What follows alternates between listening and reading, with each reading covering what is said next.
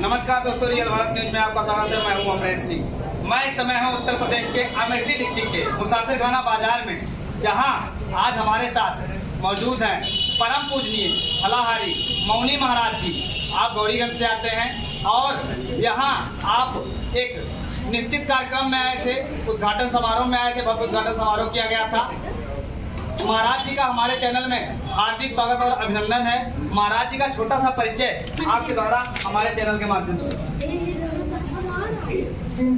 संत का जो परिचय होता है और जो राष्ट्र होता है, हम सब भारत माता के वसुंधरा में रहने वाले साधक हैं जो संपूर्ण विश्व के कल्याण के लिए कामना करते हैं। मेरा मुझे लोग संसार में शिव योगी बाल ब्रह्मचारी स्वामी अभय चैतन्य फलाहारी मौनी जी महाराज राष्ट्रीय अध्यक्ष अखिल भारतीय हिंदू संघ भारत पीठाधीश परम मेरा आश्रम है। मैं निरंतर भारत के लिए बना रहता हूँ। अब तक मैंने राम मंदिर के लिए 56 बार भू समाधियाँ और 27 बार जल समाधियाँ और 5892 किलोमीटर तक मैंने लेट के परिक्रमा की है। 1 अरब से ज्यादा दीपों का प्रज्वलन मैंने कराया है और 7 अरब से ज्यादा मैंने आहुति कराई है और 6 करोड़ से ज्यादा मैंने दीप को प्रज्वलन पूरे राष्ट्र रक्षा के लिए, आतंकवाद विनाश के लिए, भारत की सुरक्षा के लिए, भारत की सुरक्षा के लिए तथा हिंदुओं की वृद्धि के लिए निरंतर अनुष्ठान करता रहता हूँ। 46 वर्षों से मैं नमक मीठा का परित्याग करके राष्ट्र रक्षा के लिए अनुष्ठान करता रहता हूँ और भगवान महाकाल के पास संपूर्ण देश में बनी रहे, पूरे विश्व में आतंकवाद का विनाश हो, भारत की संस्कृति की वृद्धि हो, भारत विश्व बने तथा भारत हिंदू राष्ट्र घोषित, इसके लिए करता है। यह मेरा देश के तमाम लोगों की भावनाओं से जुड़ा हुआ छोटा परिचय है।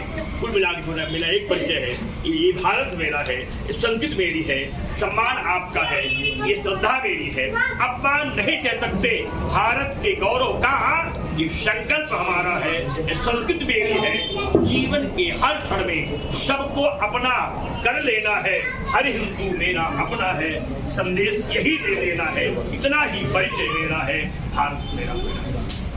महाराज जी, पहला प्रश्न हमारा आपसे यह है कि 52 दिन की समाधि जो कि एक इतिहास है और किसी भी व्यक्ति के लिए बहुत बड़ी बात है, शायद ही कोई कर सकता है। आपने किया था 52 दिन की समाधि आपने ली थी, आपका सबसे बड़ा इतिहास है। क्या प्रेरणा आप में आती कहाँ से है? देखिए, भगवान महाकाल के पास ये साधना करने का एक अवसर प्राप्त हुआ है। जब मैं उत्तराखंड के हिमालय में साधनारत रहा, वहाँ से बड़े बड़े योगियों द्वारा मुझे ये अनुग्रह प्रदान हुआ, भगवान शिव की कृपा से मुझे प्राप्त हुई और अब तक पूरे देश में ही नहीं बल्कि नेपाल में भी मैंने भू समाधि लेकर के वहाँ के नेपाल नरेशों का चंद्रमा महाराज नेपाल नरेश का दिया हुआ है, जहाँ मैंने 41 दिन की भू समाधि ली थी। इस तरीके से मुंबई, कलकत्ता, नासिक, महाराष्ट्र, पूना, बंगाल, दिल्ली, लखनऊ या देश के या प्रयागराज, अयोध्या, काशी, बिठूर, चित्रकूट, नैमिषारण्य, जो भी मेरे धार्मिक और आध्यात्मिक स्थल है, अब तक मैंने तमाम जगह को समाधियां, जल समाधियां लेकर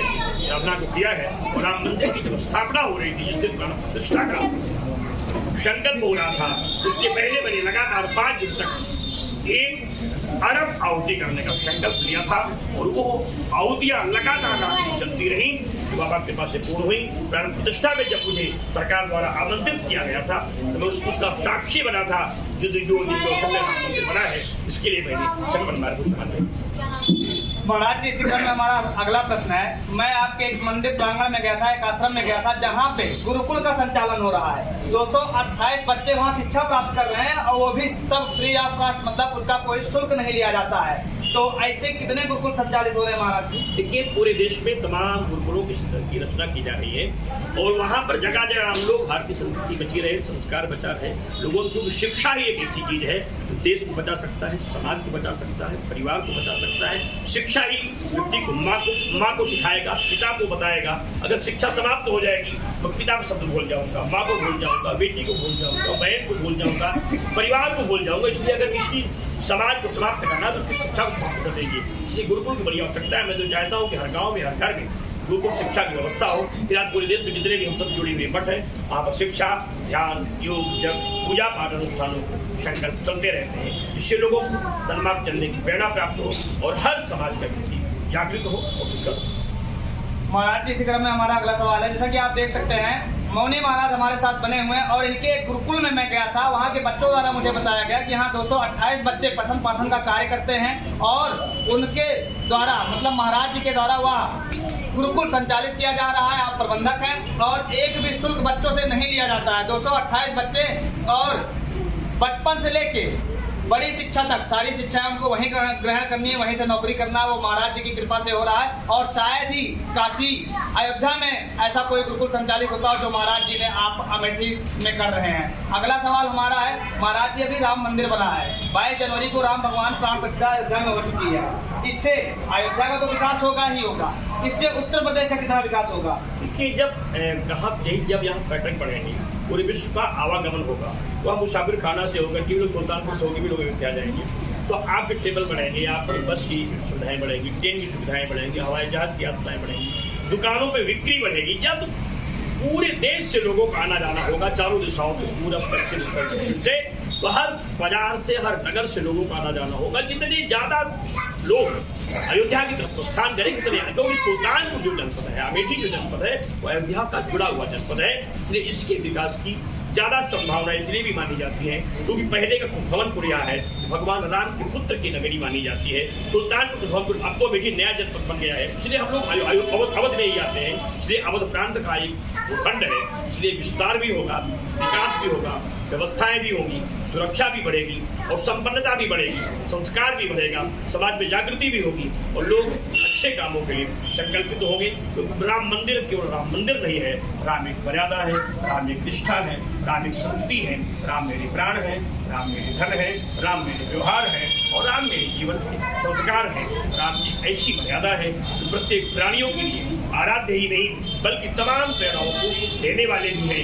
वनवासी राम के रूप में, आदिवासी राम के रूप में, शबरी राजा राम के रूप में, केवट राजा राम के रूप में, जटायु राजा राम के रूप में और इतना ही नहीं कहा कि राजा राम के रूप में भी, सीता राम के रूप में भी भगवान राम के तमाम दर्शन देखने को मिलता है।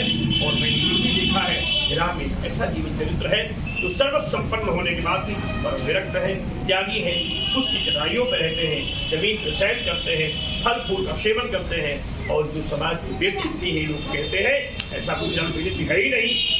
आदिवासी वनवासी उनको भी भगवान ने गले लगाया है। तो राम का जीवन हम सब के लिए प्रेरणादायक है, अनुकरणीय है। राम मंदिर बना है, समाज को। महाराज जी, इसी क्रम में हमारा अगला प्रश्न यह है कि अभी चुनावी साल है, लोग भारत के लोकसभा चुनाव होने हैं, आम चुनाव होने हैं और इस चुनावी सफर में इस बार दोनों चीज, इस बार सबसे ज्यादा राम मंदिर, राम भगवान की प्राण प्रतिष्ठा जो अयोध्या में हुई है, उसके लिए कहीं ना कहीं धर्म का प्रयोग पार्टियों द्वारा किया जाएगा, विपक्ष द्वारा आरोप भी लगाया जाएगा। तो इस बार सनातन धर्म प्रेमी और संत समाज किसको सपोर्ट करेगा? देखिए, हम सब का सीधा सीधा संकल्प है, रामलला जी आ गए और काशी मथुरा मुझे प्राप्त होना है।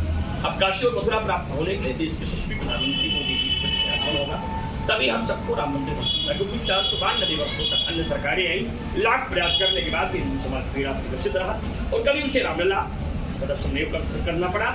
जब भी हम सब राम मंदिर का दर्शन करने के लिए गए तमाम प्रेरणाएं देनी पड़ी, जय श्री राम बोलने के बाद माए दिखाएंगे, जेल जाना पड़ा, घाटी चार्ज रहना पड़ा और आज जब ये अवसर आया हुआ है कि राम मंदिर बन गया है, काशी मथुरा को प्राप्त हो जाए। फिलहाल अभी भारत में 30,000 मंदिरों का बहुत बड़ी श्रृंखला है जो हम सबके पास की लिस्ट है पूरे भारत को स्वतंत्र कराने के लिए। उन सबको लेकर के भी हम लोग संकल्पित हैं और गली गली ऊंची ऊंची वाली जो मठ मंदिर अपेक्षित है उनके विस्तार के लिए हम सबने सरकार को भी एक पत्र भेजा है।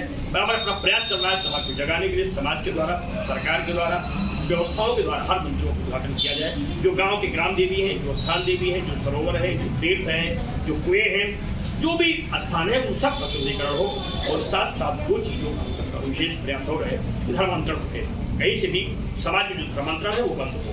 धर्मांतरण बंद होने के लिए भी सरकार करना बहुत आवश्यक है, क्योंकि आज भी लगभग 2.5 लाख हर साल धर्मांतरित हो रहे हैं, जो बहुत सुखद है। उसको रोकने के लिए भी मोदी सरकार, जैसा कि देख सकते हैं मौनी महाराज जी हमारे साथ बने हुए हैं। इनका कहना है कि धर्मांतरण बहुत बड़े पैमाने पे आज भी हो रहा है और उसको रोकने के लिए कहीं ना कहीं मोदी जी की जरूरत है। तो कहीं ना कहीं संत समाज इस राजनीतिक महाकुंभ में मोदी जी के साथ है।